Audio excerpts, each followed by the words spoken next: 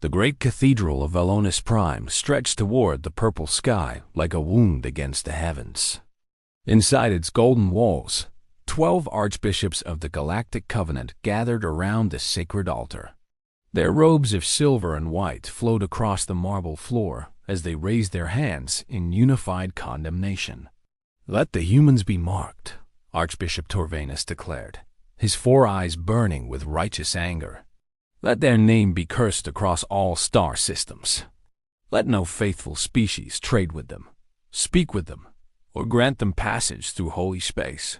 The other archbishops repeated his words. The curse echoed through the chamber and spread across communication networks to 1,000 worlds. The human species, barely 50 years into their interstellar journey, had committed the ultimate sin in the eyes of the Covenant. They had refused to bow before the sacred doctrine. They had questioned the divine right of the 12 archbishops to govern all sentient life. They had demanded something called freedom of belief. Captain Elena Rodriguez stood on the bridge of the ISS Prometheus when the cursed transmission reached her ship. She listened to the translation with a calm expression that hid the storm building inside her chest. Around her, the crew members exchanged worried glances. Being cursed by the Galactic Covenant meant becoming outcasts in a galaxy controlled by their religious laws. "What are your orders, Captain?"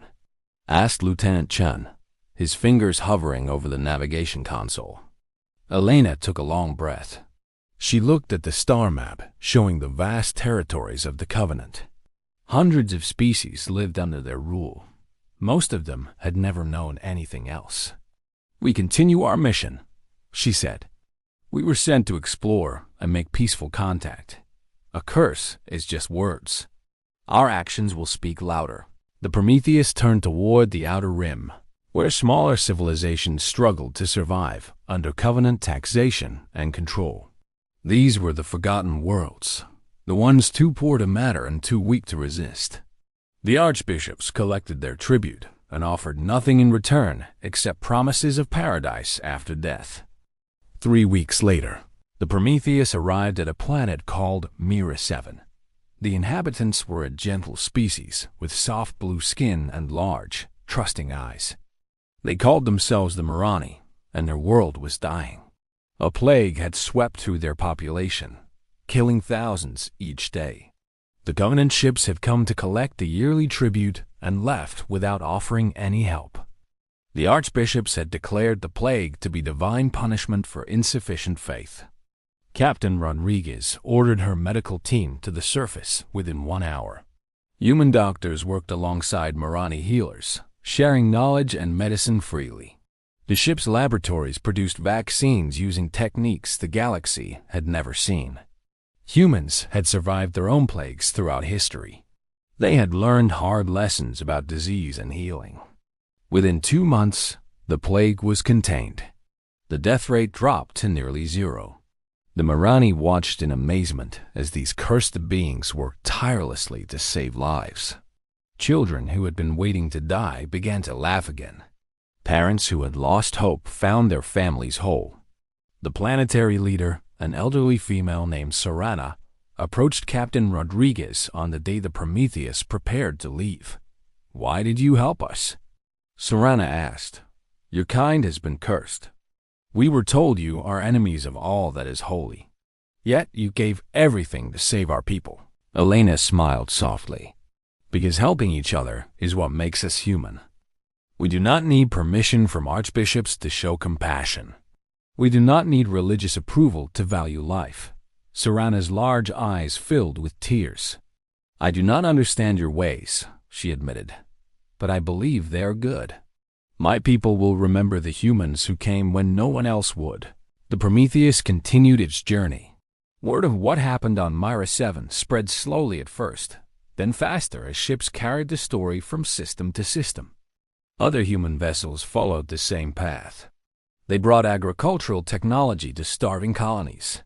They shared engineering knowledge with species struggling to repair failing infrastructure.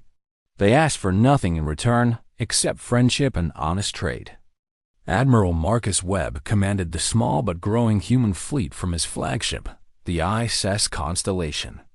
He received reports from every corner of the Outer Rim. Humans were making friends in places the Covenant had abandoned. Former enemies were becoming allies. The cursed species was building something the Archbishops had never expected, a network of trust. The response from the Covenant was swift and violent. Archbishop Torvanus ordered a holy fleet to crush the human presence in the Outer Rim. 300 warships gathered at the sacred staging ground. Their commanders prayed for victory and promised to cleanse the galaxy of the human stain. Admiral Webb received intelligence about the approaching fleet. His forces numbered only 47 vessels. The mathematics were simple and brutal. Conventional warfare would end in complete human destruction. "We cannot run," Webb told his captains during the emergency conference. "If we abandon our allies now, everything we built will crumble. The Covenant will punish every species that accepted our help." Captain Rodriguez spoke up. "Then we fight. Not to win military victory, but to buy time. Our allies can evacuate their most vulnerable populations. We can save millions of lives, even if we lose every ship." The other captains nodded their agreement. They had chosen their path. They would stand against overwhelming force because running would betray everything they believed in. The Battle of the Varan Passage lasted 17 hours. Human ships used tactics the Covenant had never encountered. They fought with desperate creativity, exploiting weaknesses in the rigid Covenant formations.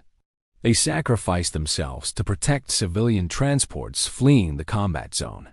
When the fighting ended, 23 human ships had been destroyed, but the Covenant fleet had lost over 100 vessels.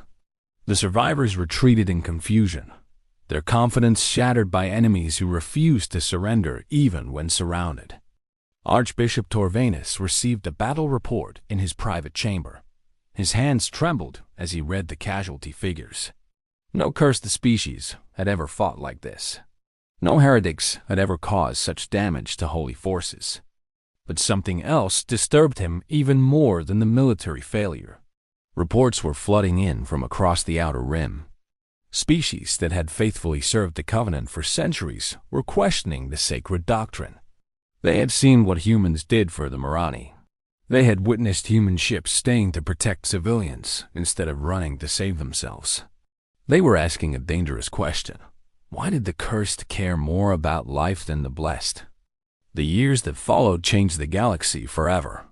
More human ships arrived from Earth, each one carrying colonists, teachers, doctors, and engineers. They settled on worlds the Covenant had ignored. They built communities where different species lived and worked together. They established schools that taught science alongside philosophy, medicine alongside art. The humans never attacked Covenant space. They never tried to convert anyone to their beliefs. They simply existed as an alternative, a living example that another way of life was possible. And that example proved more powerful than any weapon. Species began to leave the Covenant protection. At first, only a few brave souls made the journey to human space. Then dozens. Then thousands. They came seeking opportunity, freedom, and a future not controlled by distant archbishops who cared nothing for common people. Admiral Webb, now elderly and retired, gave his final public address from the steps of the new Parliament building on the human colony world of New Geneva. Representatives from 40 species sat in the audience. Behind them, millions watched through broadcast systems spanning light years. "We were cursed because we would not bow," Webb said, his voice still strong despite his age. "We were told that our refusal to accept control made us enemies of all that is good. But we knew something the archbishops did not understand. Freedom is not sin. Compassion does not require permission. Helping others is not heresy." He paused and looked across the diverse faces before him. Species that had once been sworn enemies now shared common cause. Cultures that had never met before the human arrival now celebrated together. "We built this alliance not through conquest, but through service. We earned respect not through intimidation, but through sacrifice. When they cursed our name, we chose to bless their worlds. That choice made all the difference. The Galactic Covenant still existed, but its power faded with each passing decade. The Archbishops continued to preach from their golden cathedrals, but fewer and fewer listened. Their threats of divine punishment seemed hollow when the cursed humans lived prosperous and happy lives. Their promises of paradise after death seemed less appealing than the paradise humans were building in the present. Captain Elena Rodriguez, now Admiral Rodriguez, received a personal message on the 30th anniversary of her first mission aboard the Prometheus. It came from Serana, the Marani leader she had met so long ago. Serana was very old now, but her words carried the strength of deep conviction. "My granddaughter was born yesterday," the message said. "We named her Elena, after the human who came when no one else would. She will grow up in a galaxy transformed by your people. She will never know the fear we once lived with. She will never believe that compassion is sin or freedom is heresy. Thank you for cursing us with your presence." Elena read the message 3 times. She thought about all the humans who had sacrificed everything to build this new future. She thought about the ships lost at Verum Passage. She thought about the doctors who worked until exhaustion to save Marani children. She thought about the teachers who spent years learning alien languages just to share knowledge. The Archbishops had cursed humanity. They had tried to mark humans as enemies of all that is good. But humanity had responded in the most human way possible. They had chosen to prove the Archbishops wrong, not through words, but through deeds. They had chosen to be kind when kindness was forbidden. They had chosen to help when helping was heresy. And in doing so, they had blessed a galaxy that desperately needed blessing. They had become the light that the Archbishops claimed did not exist. They had become the hope that the sacred doctrine insisted was impossible. The curse remained officially in effect. The Archbishops never withdrew their condemnation.